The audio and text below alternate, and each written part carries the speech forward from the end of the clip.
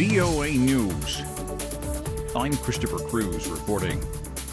Firefighters are struggling to put out a forest fire that broke out in the mountains of southwestern China over the weekend. At least 26 firefighters have been killed, 4 are missing, according to state media reports on Monday. The fire began Saturday in Muli County in Sichuan province at an altitude of more than 4,000 meters, with poor transport and communication links.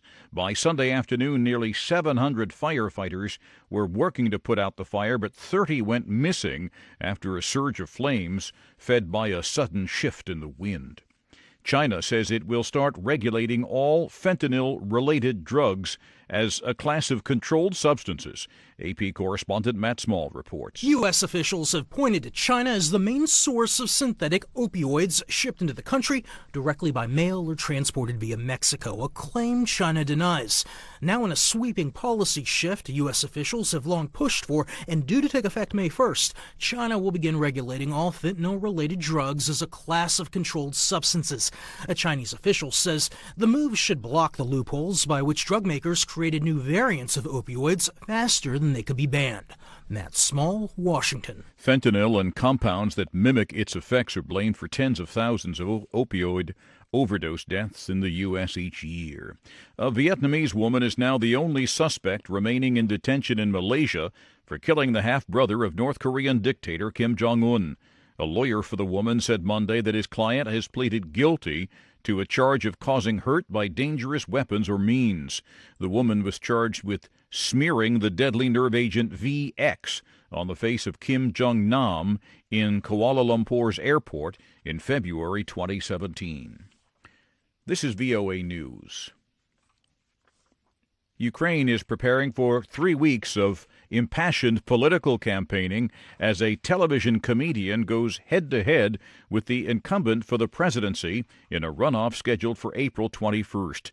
As widely predicted, Volodymyr Zelensky easily won the first round of voting Sunday with about 30% of the votes. He needed a margin of more than 50% for an outright victory. He will face Petro Poroshenko in the runoff.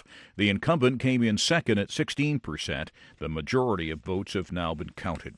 An Israeli watchdog says it has found fake social media accounts promoting Prime Minister Benjamin Netanyahu in the lead-up to national elections. AP correspondent Charles de Ledesma reports. Researchers at the Big Bots Project say they've identified a network of social media bots where fake accounts have spread messages in support of Netanyahu's Likud party and smearing his opponents. The researchers, though, haven't found a direct link between the network and Netanyahu or Likud, though Netanyahu's son has frequently liked posts by the network's accounts. The Likud party denies any connection to the network. Israelis head to the polls in 8 days in a close race between Netanyahu and his main rival, former Army Chief of Staff Benny Gantz. I'm Charles de Ledesma.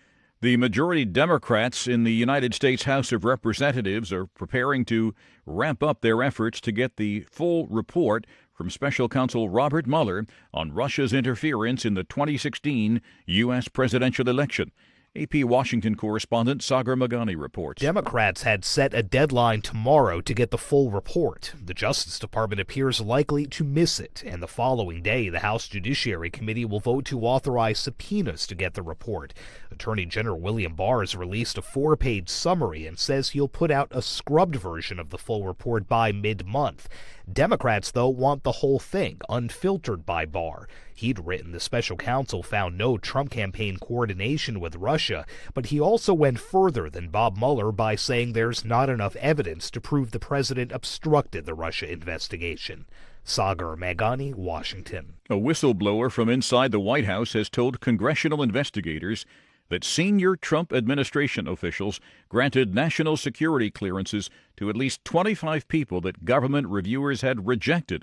The whistleblower said the officials cleared for security credentials after career employees recommended that they be denied include 2 current unnamed senior White House officials, government contractors, and other aides working for the office of the president.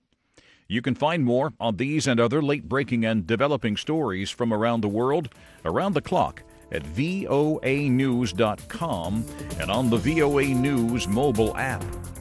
I'm Christopher Cruz. VOA News.